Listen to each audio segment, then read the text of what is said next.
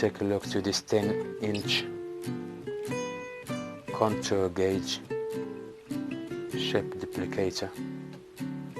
So this particular tool is quite handy, and this is a 10-inch version, but you can also get like 8 and 5-inch, but this 8-inch is more beneficial because you get it does a good job, you know, and you can use it for big space, and it's quite easy to use.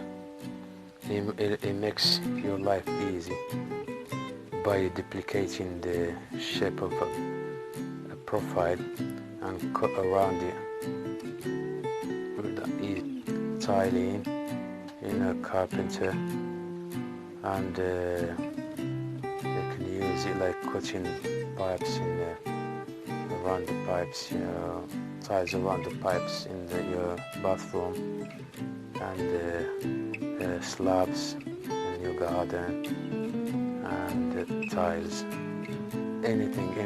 It's really useful tool.